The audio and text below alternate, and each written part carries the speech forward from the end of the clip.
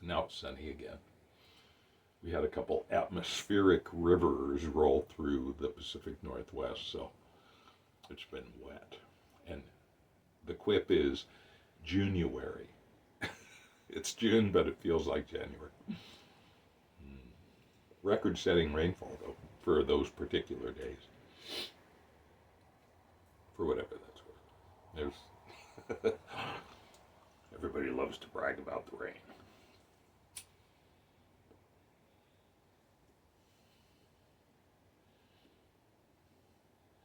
Smoking a Peterson Pub Pipe.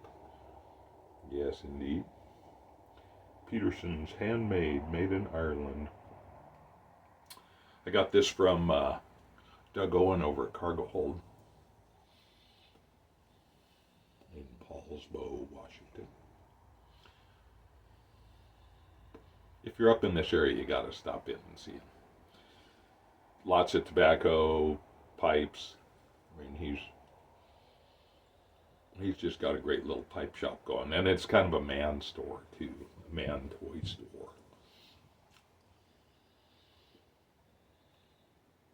So I like newspapers. I have a journalism minor from college, which has served me well, even though I've never, right out of college I did work for a small web press in Denver, proofreading on the late shift. So at that time, and I'm dating myself, the 1980s, that web press in Denver, and there were several different web presses, had 23 community newspapers in the Denver metro area. And what they did is the press company, to get the business for printing, had a typesetting, which was now switching to digital, photo typesetting, and using mini machines, not PCs, but minis, little Vaxes, running, I don't know what they were running at the time, but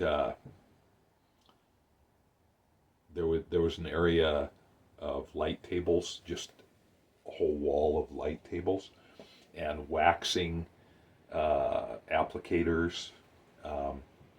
So the galleys, which are the thin strips of photo paper with the text on it, would get typed in from the handwritten or typewritten, hopefully, stories.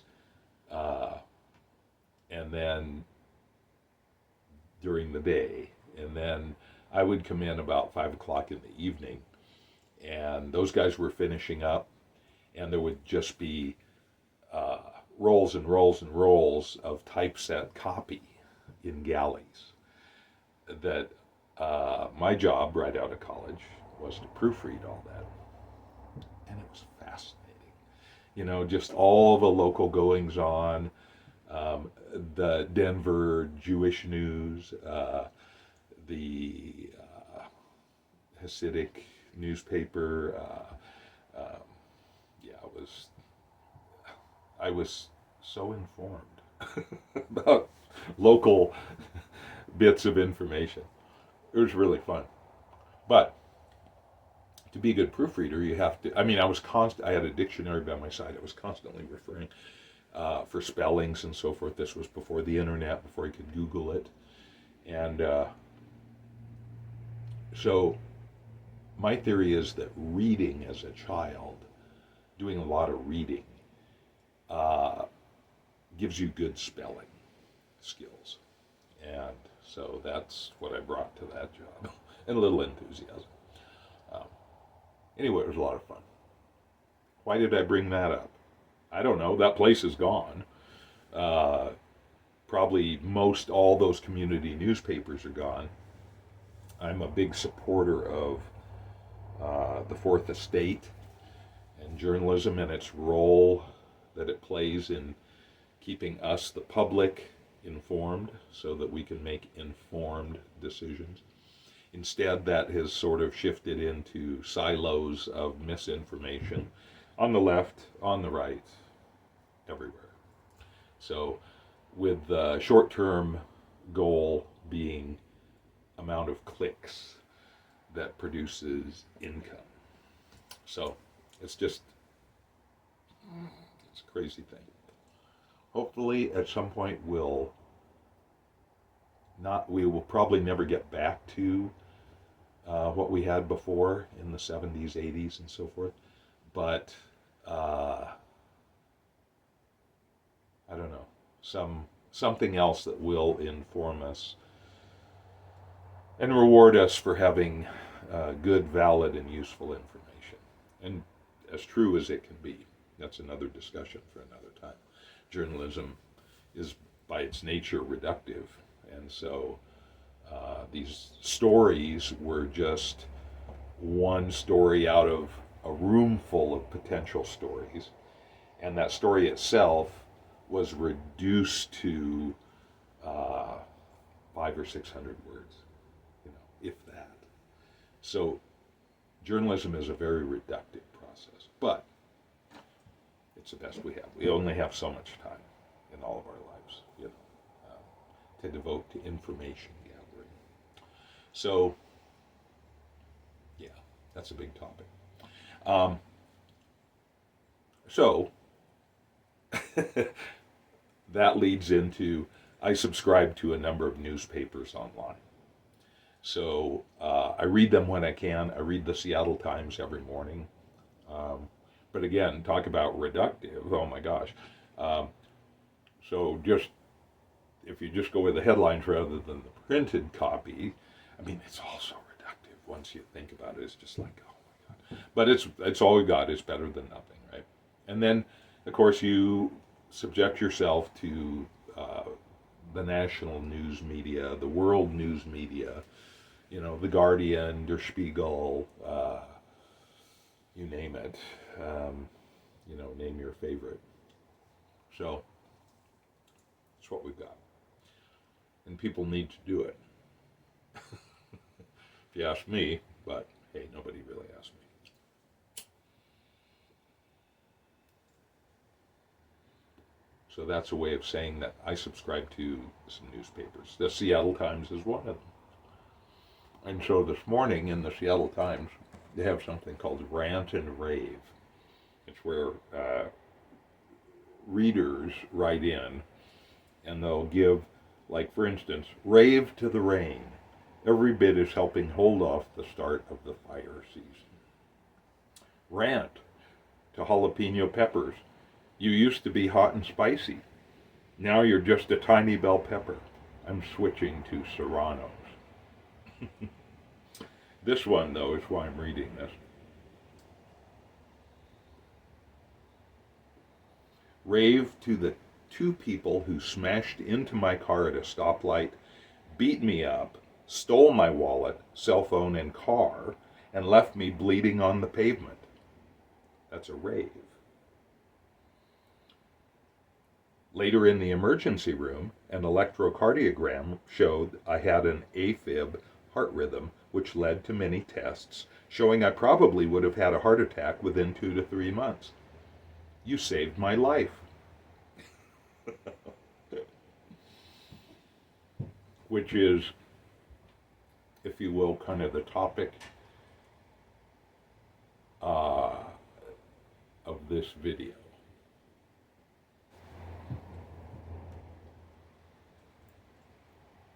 We went to see, a buddy and I went to see on Sunday evening at our local theater, which is great, Furiosa, the latest Mad Max movie. It's not a film.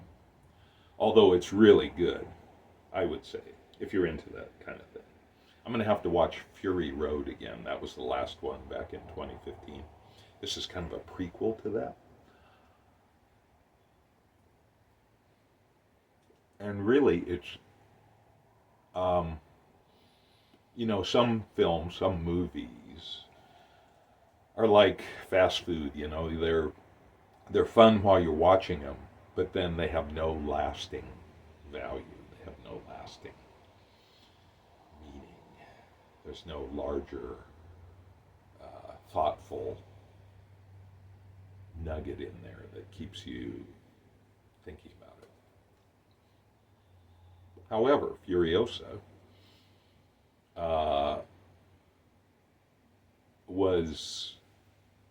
it had a nugget in there. So my buddy's more of a film nut than I am, but he was talking about how Kathleen Kennedy in the Disney universe has been trying to DEI things, part of love it or hate it. Most people hate it, frankly. But there seems to be a move, a desire, an end result to come up with strong female leads. And I applaud that. I mean, why couldn't a woman be strong, you know? But the risk is that she'll just be a guy, but a woman, right? Because the same memes, if you will, tropes that make a guy strong aren't really female traits, which are tropes too. Oh my God, this gets complex. But my takeaway is that they were successful in creating a character in Furiosa who is a woman, clearly. Hard to imagine any character ever being stronger. And yet there's something that isn't just being a guy, you know? So I think this latest Mad Max was successful in portraying a strong woman. It's imperfect, but yeah. Versus the Disney universe. Yeah. And that's a segue into we were driving home from Furiosa at about 10 o'clock at night. It's a long movie. Talking about it, you know, as we're driving along.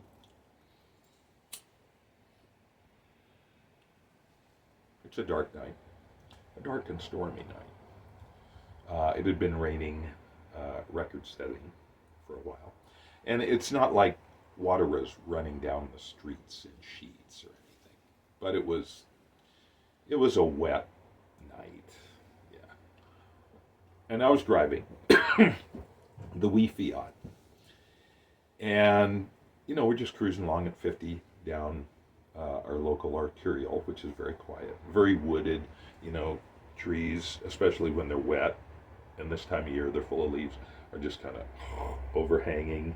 So it gives you this kind of closed-in effect.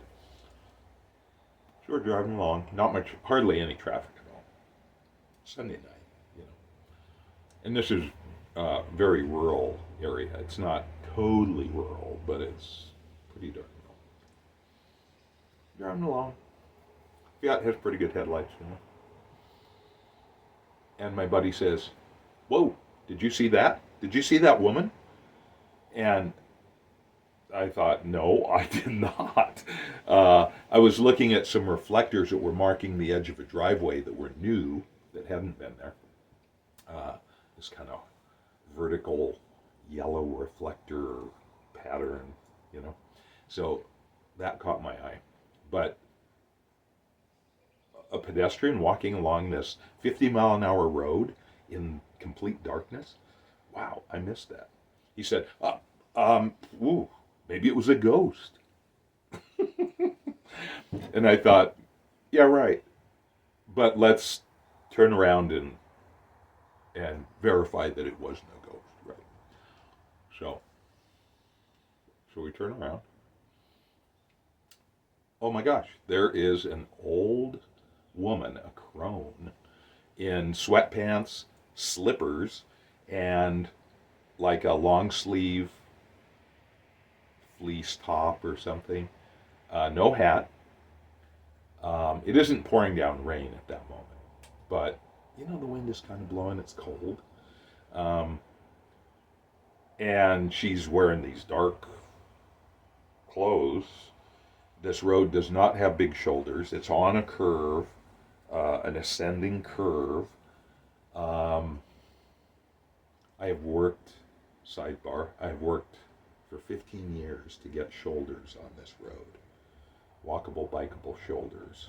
And we almost had it pre-COVID, and then COVID happened and all the funding fell apart because nobody was driving, so there was no fuel tax income to that fund. So I persist. Anyway, there really was no shoulder, although she was on the edge of the fog line pavement, but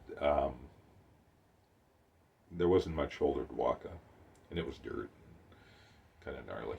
So we pass her by, and so I turned around again, came back, stopped in my lane. There was no traffic, and I said, "Hello,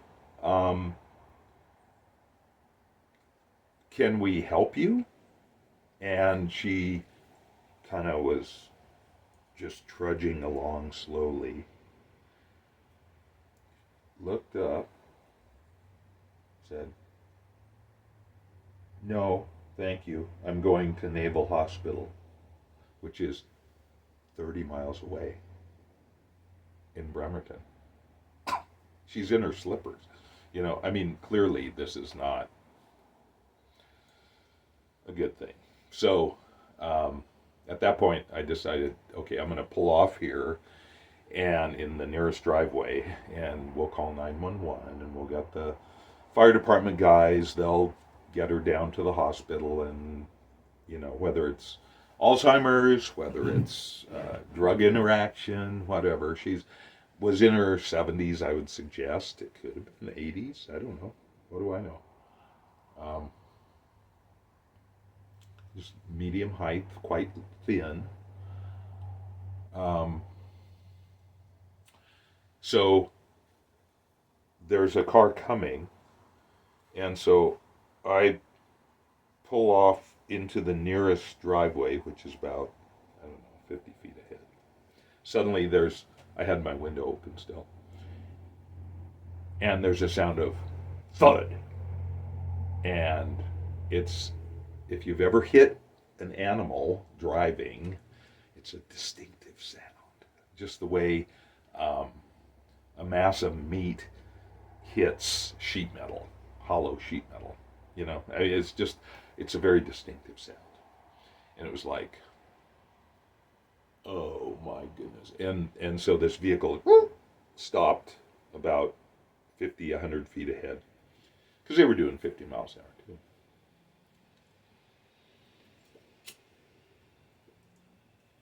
Remember, it's a dark night. The wind is blowing. It isn't really raining very much now.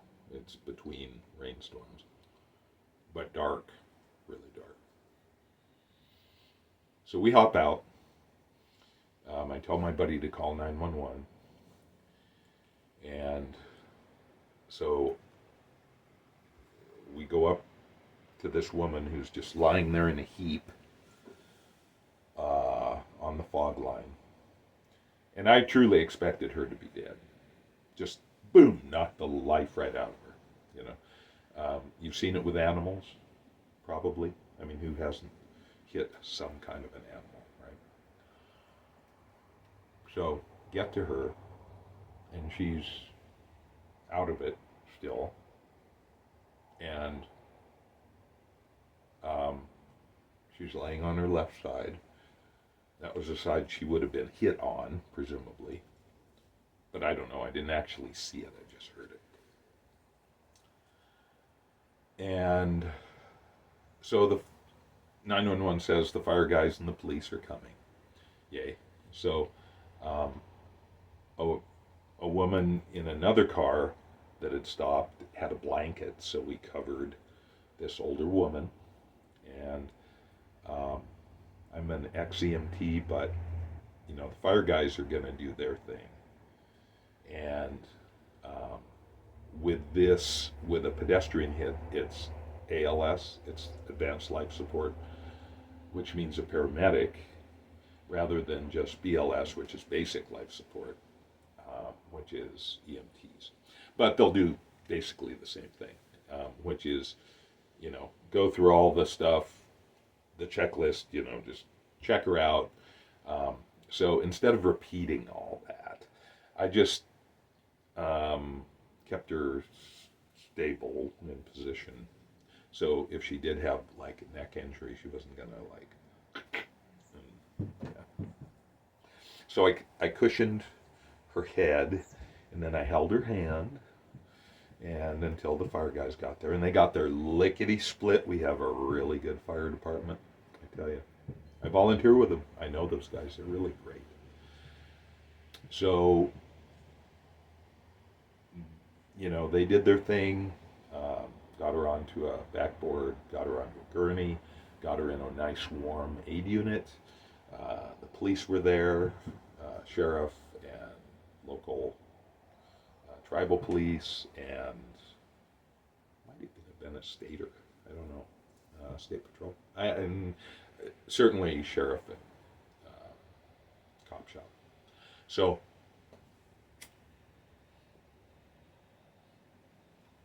I have not heard how she's doing. HIPAA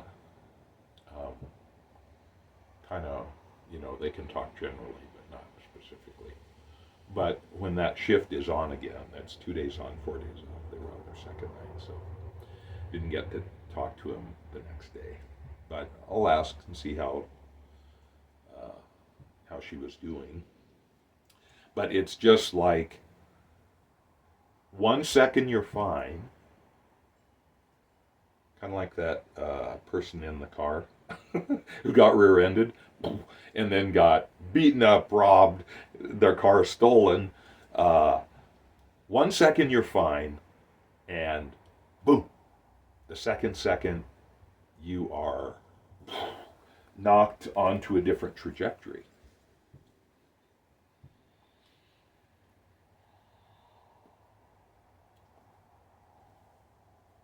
What are you going to do?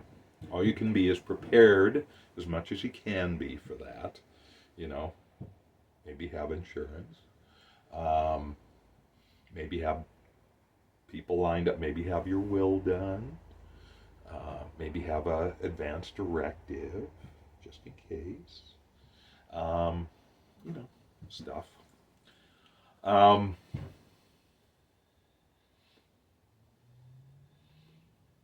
But that was a strong woman, that older woman. Here she was, had just been hit by a half-ton pickup truck. And I don't know, how she was hit. Even if you were hit by just the mirror sticking out, man, that could kill you, and the person who was driving that pickup said, "Oh, I think I hit her really hard. I'm so sorry. I just didn't see her," and neither did I initially. Driving the opposite direction, she was over on the shoulder, and I didn't see her either. So there was no malice involved, but stuff happens, and now that older woman's life is forever changed. Who knows what her situation was? Was she living alone and either didn't take her meds or took too many meds, or her Alzheimer's advanced and she's just doesn't have a lot of support otherwise, so she's just been coasting by. And now she decided to walk down to the Naval Hospital. Her husband, she said, passed away a couple years ago, so who knows what her support system is. Um, wow.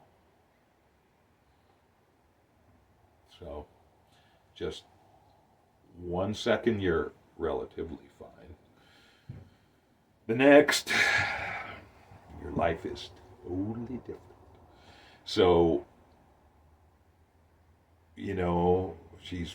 one presumes she would have Medicare, uh, but I mean, wow. So it's just striking to me. And we're surrounded by this all the time, as we all drive down the road, trusting that that person coming at us in the other lane isn't gonna, like, oh, pick up the Kleenex that blew down on the floor of the passenger side or something, and drift on over. Um, yeah. So, no big conclusions to be drawn about this, but I'm just still in awe of how quick things can happen and how now you're headed a different direction. Wow.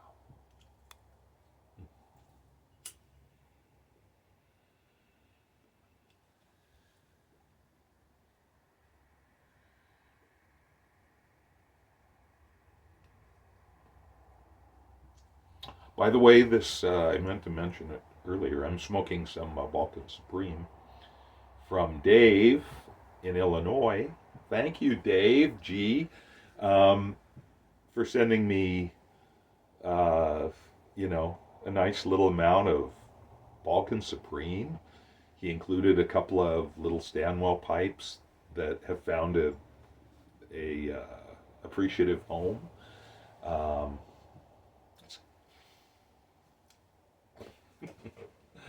I don't deserve it. I don't deserve it.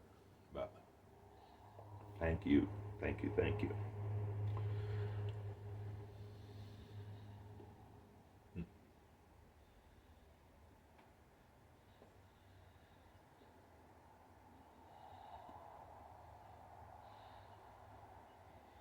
Again, enjoy it. Enjoy it while you got it. It's important.